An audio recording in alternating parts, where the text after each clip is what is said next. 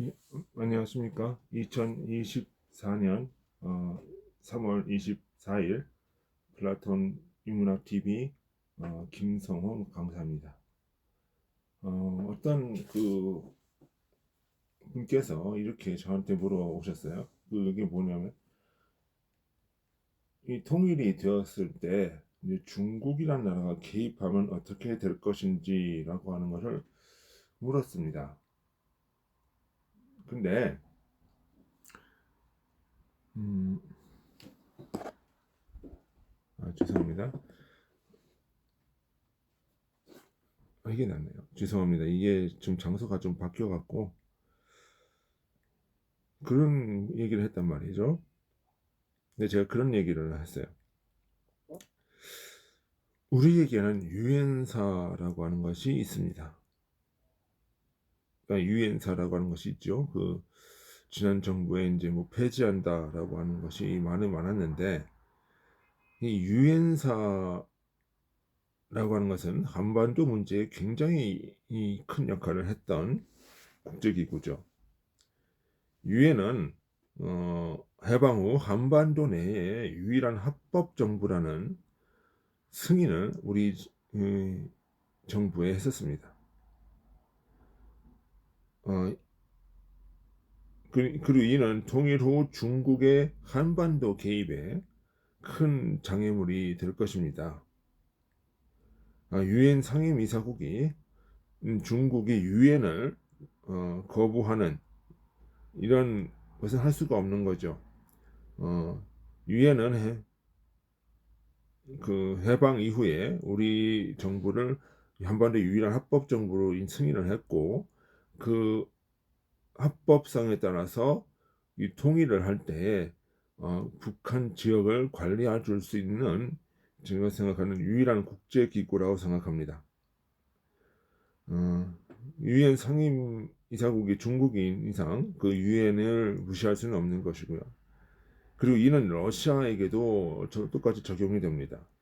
통일 후 북한 지역을 관리하는 데 있어서는 그 유엔군과 유엔사를 우리가 활용할 필요가 있습니다.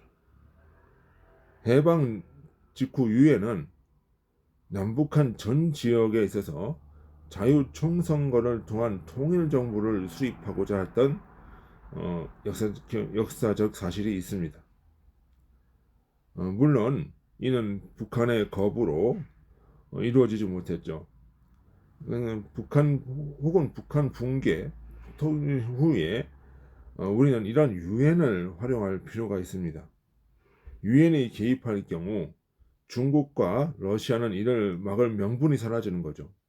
왜냐하면 유엔 유엔의 이사국들이기 때문에 그렇습니다. 그러니까 유엔 결의를 어, 위반할 수 없는 것이죠. 그래서 유엔이 북한 지역에서 해방 후에 그랬던 것처럼 자유총선거를 실시를 하고 나중에 이를 남한 정부와 통합하는 이런 통일 정부를 구성하는 것이 북한의 북한 지역을 관리하는 데 있어서 굉장히 큰 수단이다, 방법이다라고 생각합니다. 그래서 우리는 유엔사가 필요합니다. 지난 정부에서 유엔 평화협정, 유엔 종전선언을 하면서 유엔사를 폐지해야 한다라고 주장한 바가 있습니다.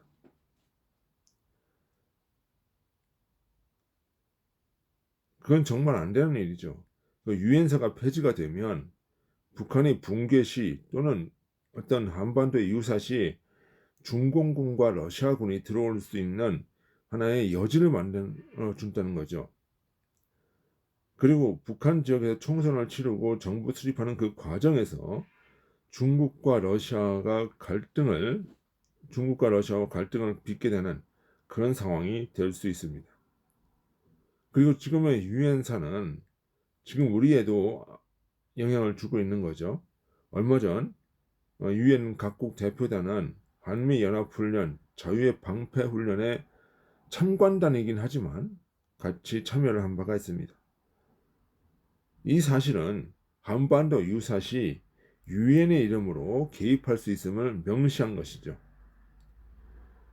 이는 북으로 하여금 도발을 억제하는 데 있어서 큰 역할을 할 것입니다.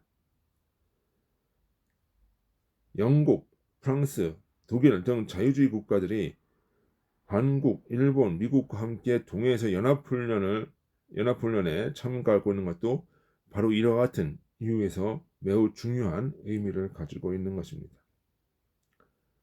얼마 전 윤 대통령이 유엔에서 자유의 확대를 말했습니다.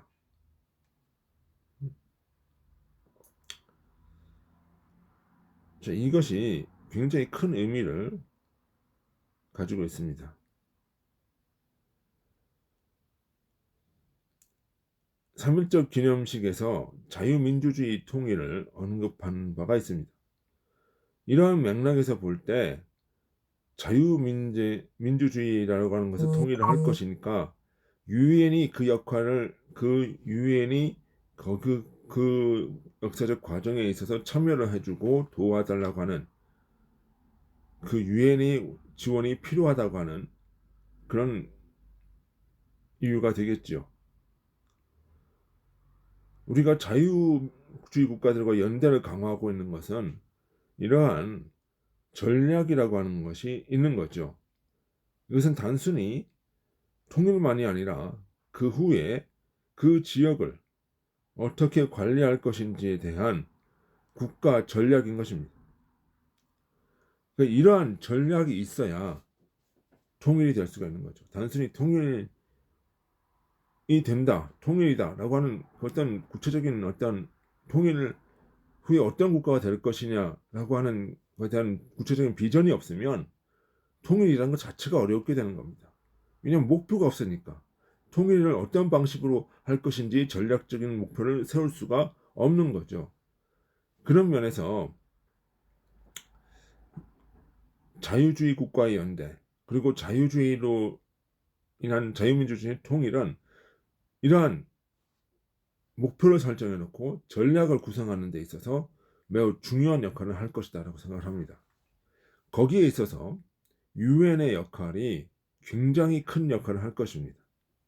그리고 이것은 단순히 지금 생각한 것이 아니라 우리가 건국했을 때부터 이승만 대통령이 유엔에 의한 자유총선거를 실시해서 그 실시한 것을 기반으로 통일 정부를 구성하고자 했던 그 프로그램, 그 과정의 일환으로서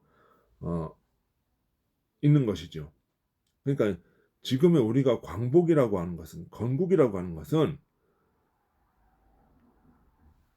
통일 후에 남북한이 유엔의 감시하에 자유총선거를 치르고 그 자유로운 총선거 속에서 남북한이 통합정부를 구성하고 거기에 따라 국제기구가 승인하는 이런 절차를 가졌을 때 우리가 비로소 건국이라고 하는 것이 마무리된다라고 하는 것을 이해할 수가 있는 것입니다.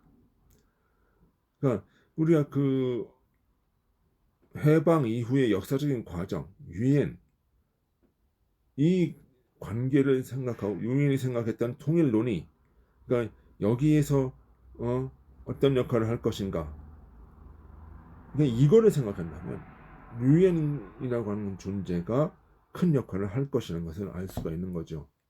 그러니까 단순히 우리끼리 통일하자, 뭐 세상에 있는 통일 이런 것이 아니라 국제적 여론과 논의와 총선거를 통한 합의, 그리고 그것은 자유로운